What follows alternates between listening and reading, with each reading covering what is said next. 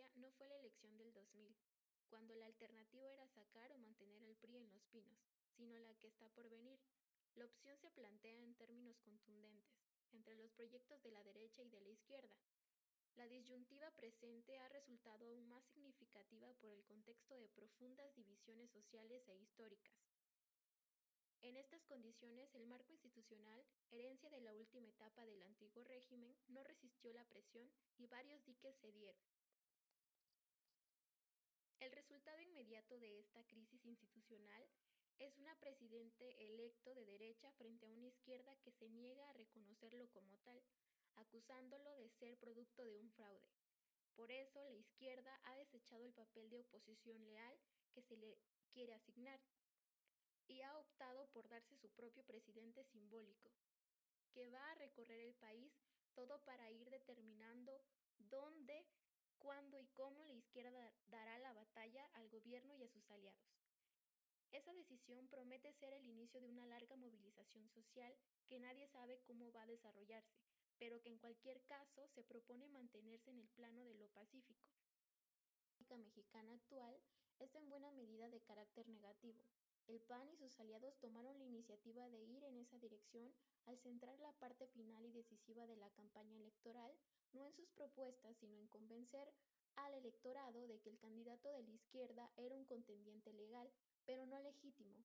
En efecto, al declarar al abanderado de la coalición por el bien de todos como un peligro para México, la derecha lo excluyó del proyecto nacional, pues nadie puede aceptar y menos negociar con quien, por voluntad propia, ha decidido poner en peligro al país, traicionar a su patria.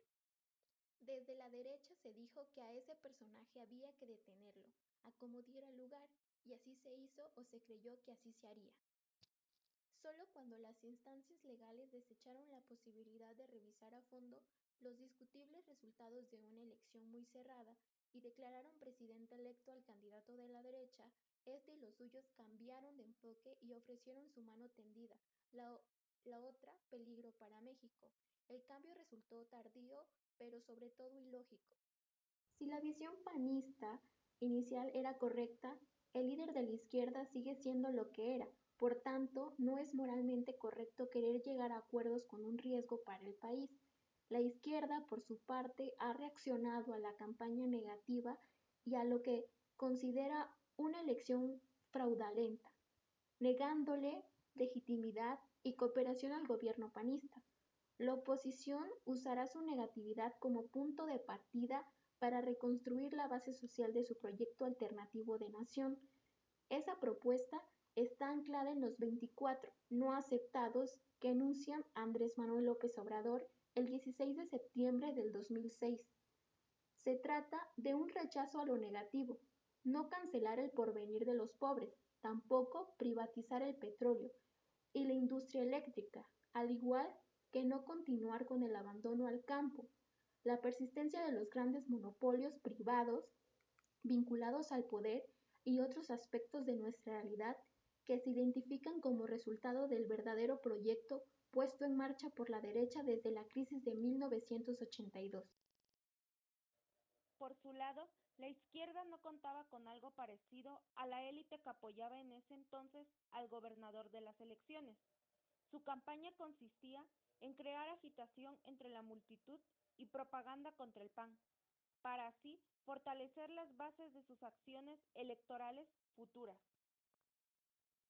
Cuando Calderón Hinojosa ganó las elecciones presidenciales, coaliciones que durante años han manejado a México manifestaron sus felicitaciones, entre ellos la CTM, sindicatos del Congreso del Trabajo, gobernadores priistas, músicos, así como trabajadores de la industria del entretenimiento, cuyo representante principal era Chespirito.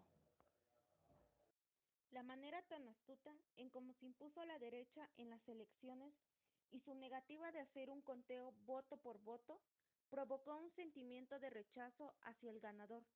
Emergió una sociedad a la que si se le brindaban argumentos necesarios, apoyaría el llamado de un nuevo AMLO, el cual proponía una política diferente de la puramente electoral y parlamentaria. El último gran discurso político en México, hecho desde el poder, el de Carlos Salinas, resultó un gran engaño, pero no se puede negar su importancia y pretensión. Sin abjurar de la Revolución Mexicana, Salinas reemplazó a la gesta de 1910 por un concepto empleado en la elaboración de la visión más progresista que tuvieron los liberales del siglo XIX, el de Ponciano Arriaga, y que fue el liberalismo social.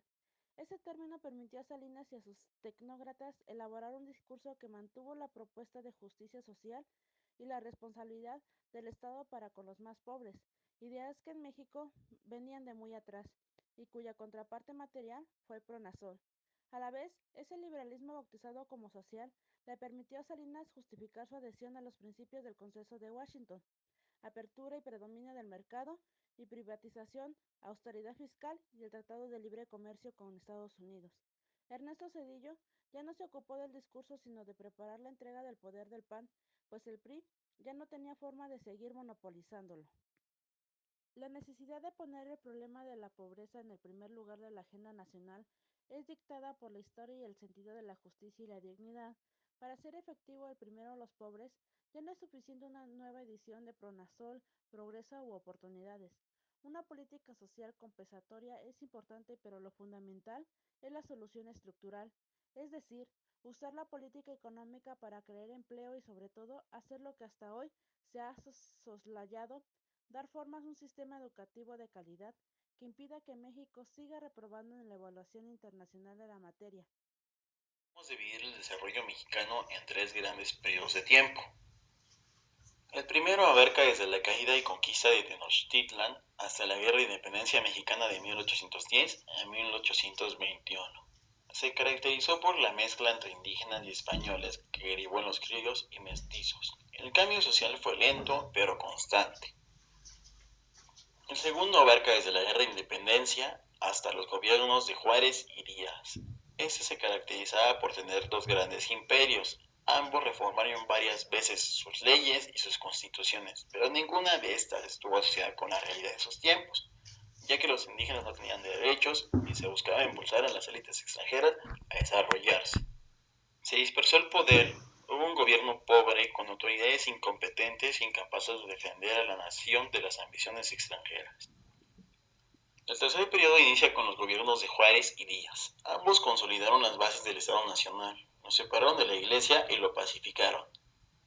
Estos líderes se decían ser liberales y democráticos, pero sus gobiernos eran autoritarios y centralizados en sus personalidades. Este último gran periodo de tiempo terminó con la Revolución Mexicana. Sin embargo, esta no dio fin al autoritarismo, sino al contrario, amplió sus bases. Haciendo un resumen, la República restaurada, el Porfiriato, la Revolución y la Revolución son cuatro eslabones de la misma cadena autoritaria. La Revolución sustituyó la dictadura liberal de Díaz por el autoritarismo. Este sistema se mantuvo desde la presidencia de Carranza hasta la de Zedillo. El autoritarismo tiene cuatro pilares característicos. El primero es la institucionalización de un pluralismo limitado, es decir, no se toleraba la participación política sin no haber recibido una aceptación previa de los que controlaban el aparato gubernamental. El segundo es la ausencia de una ideología verdadera. El tercero es la falta de movilizaciones políticas. El autoritarismo funcionaba mejor con la restricción y el uso de medidas violentas contra las movilizaciones. El cuarto es el ejercicio del poder legal dentro de un marco poco claro, donde se conocen poco las reglas. El pasado inmediato mexicano dominado por la sombra del PRI ya no es viable y el futuro democrático tampoco está asegurado. Al iniciar el siglo XXI, los mexicanos estamos en algún punto intermedio entre pasado y el futuro abandonado, pero ese no es un justo medio, pues se trata de una situación que no promete ni estabilidad ni legitimidad.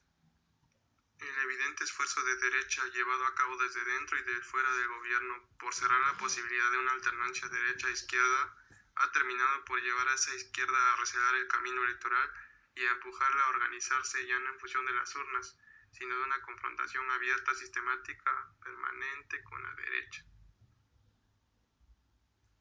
Esto ha desembocado en una izquierda que prefiere apostar por la movilización social. Ahora bien, al tratar de llevar una transición política a la democracia, una vez detonado este proceso, debe contar con la energía política y social necesarias para no detenerse antes de lograr plenamente su meta, que es la consolidación de una nueva forma política. Si esta transformación pierde fuerza y se estaciona en algún punto intermedio, la consecuencia es una situación altamente inestable, con tendencias regresivas al estado original, al autoritarismo. Desde su independencia, México ha desaprovechado muchas oportunidades. En 2006, de haber habido voluntad, honestidad e inteligencia, se hubiera podido avanzar hasta casi consolidar la democracia, pero al final sucedió otra cosa.